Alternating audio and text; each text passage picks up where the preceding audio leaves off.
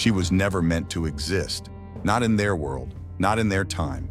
And yet, one fog-drenched morning in the year 1803 off the rugged eastern coast of Japan, a group of fishermen stumbled upon something that had no place in the known order of things.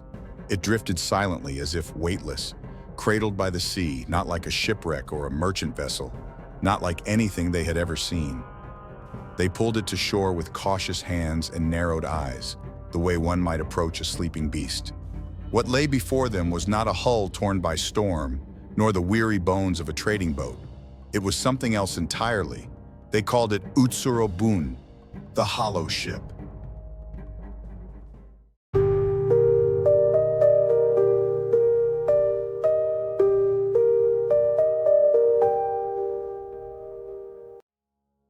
It measured just over 5 meters in length and stood taller than a man.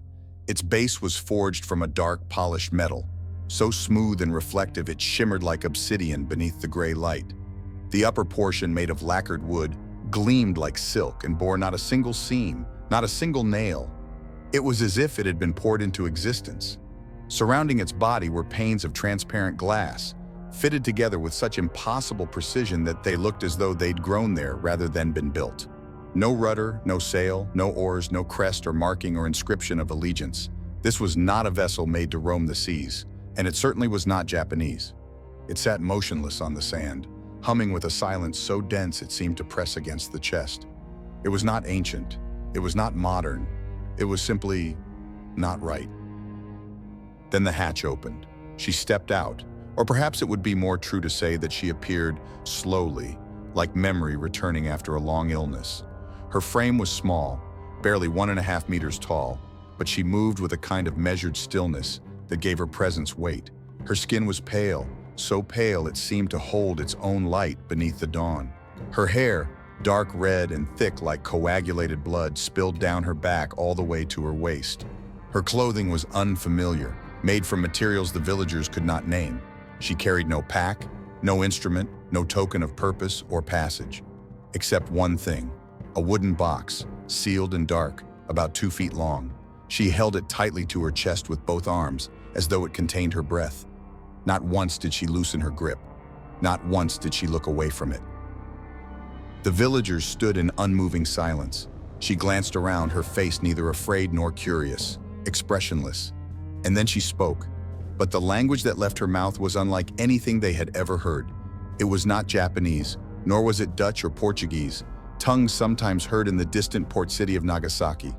It was not merely foreign, it was inhuman. The cadence, the tone, the shapes of the sounds, they did not belong to anything of this earth. She stood among them like a ghost made solid, her arms locked around the box as if it held not only memory, but meaning. Though her face was calm, something in her presence caused unease to settle under the villager's skin, like cold water seeping through cloth. Who was she? A goddess? A specter? A demon in human skin? Or something that defied every category language could offer? Murmurs spread like smoke. Parents whispered to one another while shielding their children behind them. Elders exchanged looks they hadn't used in decades. The girl's appearance didn't merely puzzle them. It wounded something deeper, their faith in the boundaries of the world. An old man stepped forward, the village elder, his back bent by time but his voice steady. His eyes, clouded by age, saw something more than the rest. And what he said wasn't offered as legend. It was given as recollection. He spoke of a noble daughter, banished by her family for loving a man of unworthy blood. The man was executed, his head severed. The girl was forced onto a boat, condemned to carry with her a sealed box. Within it, her lover's head. The vessel had no rudder, no oars. She was sent adrift with no destination and no hope of return. A legend, someone breathed, but no one laughed, because the box in her arms was too real, too heavy, too still. No one dared approach her, and yet no one could allow her to stay. She had broken no law, but she belonged to nothing familiar. And in 1803, Japan was under sakoku, the policy of national seclusion. Any contact with foreigners, however accidental, was forbidden by law. Harboring a stranger from the sea was not merely dangerous, it was treason. If the shogunate learned of her, the punishment would not be a few executions. It could mean the destruction of the village itself, wiped from maps, erased from memory. Silence fell again, but now it was taut with fear. The villagers looked at one another, not at her.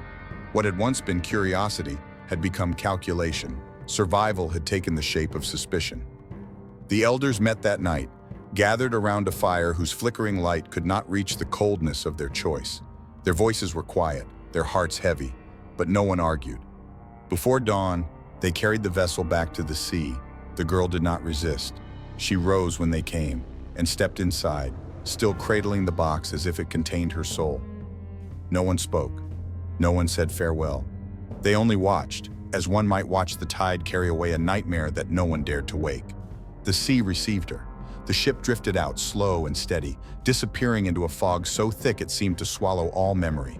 No light, no sound, only the heavy hush of things that had no name, and that should have been the end. It should have remained a whisper, an odd story passed between generations by firesides, half remembered and barely believed. But it didn't, because it was written, recorded, preserved, in ink, on parchment, with a kind of sober precision that people of that time did not waste on lies. In Toinshōsetsu, a compilation of strange folk occurrences. In Hyoryukishu, a collection of sea drift incidents. And in Ume no Chiri, a hand-copied manuscript kept through the generations like a fragile truth. Each document tells the same tale. A round vessel, part lacquered wood, part dark metal ringed with glass. No engine, no rudder, no sails. Inside, a pale woman with red hair speaking a language unknown. No dragons, no miracles, no embellishment, only the quiet terror of a truth they could not explain. But what chills more than the contents is the pattern. These accounts, separated by geography and author, were eerily identical. Same details, same description, same language, as if all had seen the same event in different places at the same moment. This was not legend. Legends evolve. This did not. It repeated. From these records, a theory took shape.